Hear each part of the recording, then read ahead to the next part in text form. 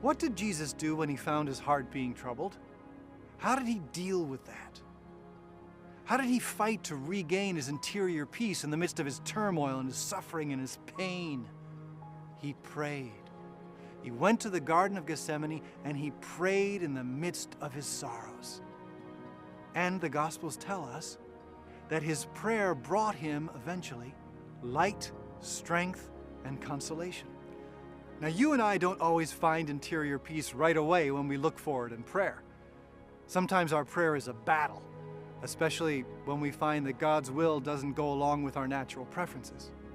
But Jesus is telling us that if we persevere in prayer, and if we develop day by day a truly mature life of prayer, then we will be able to experience his peace in our hearts. St. Luke has a truly amazing line in his description of this scene.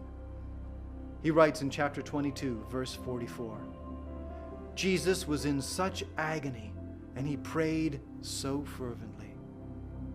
As Jesus' suffering intensified, so did his prayer. And in that same passage, in verse 40, Jesus tells his followers to do the same thing.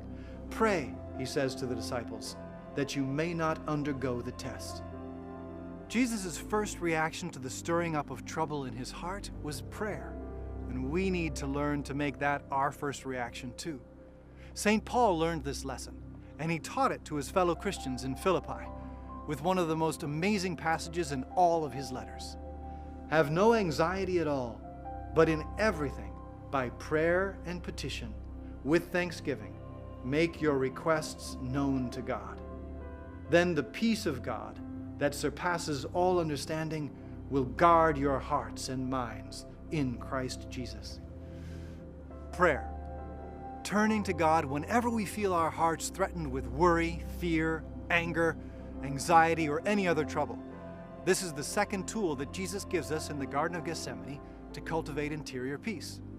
And of course, we will be much better at using this tool in crisis times if we have formed a healthy habit of prayer in non-crisis times.